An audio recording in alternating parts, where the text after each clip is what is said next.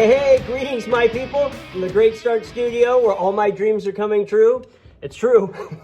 I'm telling you, I don't know what to say. It's true.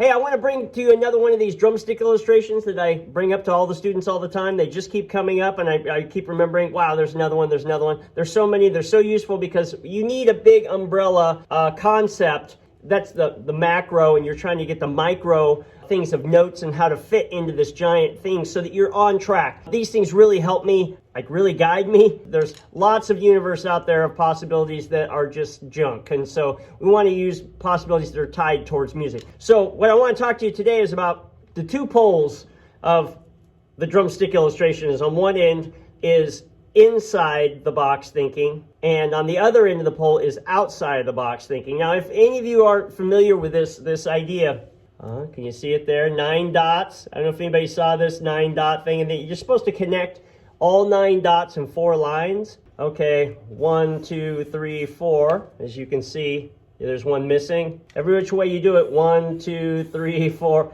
There's another one missing, and it just goes on. You don't really ever get them all connected unless you think outside of the box, and then you get them all connected. But you have to actually think outside the box. A lot of people are bound by this box, but the box is an illusion. That premise is a huge premise. I love the quote, the Pablo Picasso quote that says that all children are artists. I just had another new student at 7, and this couldn't be more evident if you're teaching, is that people don't even know what the box is. So they have a hard time staying within the box because they haven't been taught what the box is. And then while you're teaching them what the box is, they still all automatically think outside the box. Children do this. All children are artists.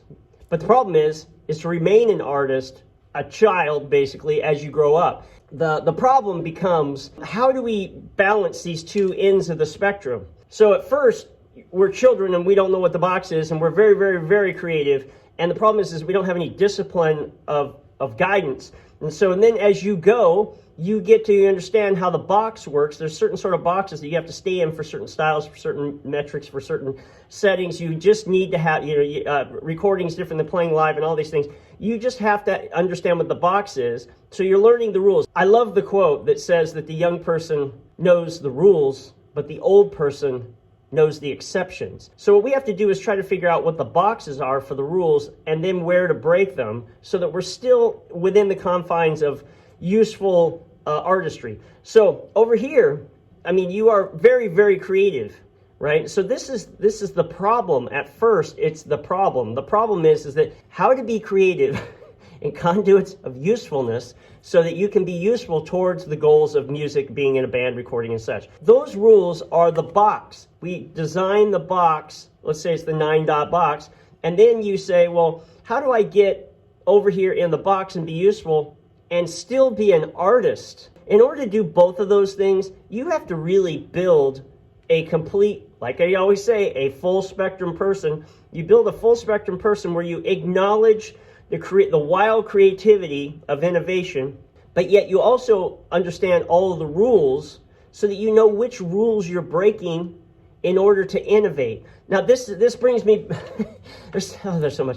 This brings me to the series. So this is, if you get a deep dive into this stuff. I just now made my first copy of the entire series that I actually get to hold in my hands. This just is number 10 out of, there's 13. This is a free way. You want to conduit yourself into these areas of discipline. But in this series is a bunch of innovations that change how it was that I was taught. The way I was taught was through exercises, a rudimental application, and I wanted to play music, songs. I wanted to play songs. I just went, well, how do I get back to playing like in a band? So I just used, it's hard to believe, it's a radical revolution, is to just use music, the requirements of music as your guide. I'm not gonna run up students through all these endless exercises and stuff like I did and still not know how to play a song. There are boxes for each types of subdivisions, for songs, for styles, and once you learn those, then we can break those. The series breaks those rules by having, instead of the 5-line and the 2-line,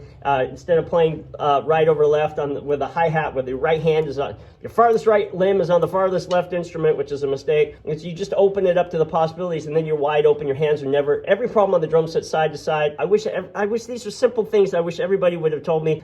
We just didn't know. Now my hands are wide open. I'm playing in 2-line. Get in the series, you'll understand that is the simplest, most clearest way, the least amount of ink on the page. It actually is made for a drum set as opposed to made for piano. It doesn't matter what your drums are, you'll only ever have 2 lines. These kind of innovations radically change everything, but you have to understand how it works first so that you know how to break it so that it's useful. Otherwise, you're just radically going off in all directions, innovating in all directions, kind of hippie-like, where you just make up your own rules all the time. It can become very unconnected to anything that's really, really useful. Art is this weird thing where you can justify a lot of things and hide in the vagary of art, the artistry of art. I love somebody posted a meme that said, just because people don't understand you does not mean you're an artist. You want to be able to have a discipline of art that is understandable, useful, and people can reflect on and they can enjoy it. So you enjoy it as an artist, they enjoy it. There's some sort of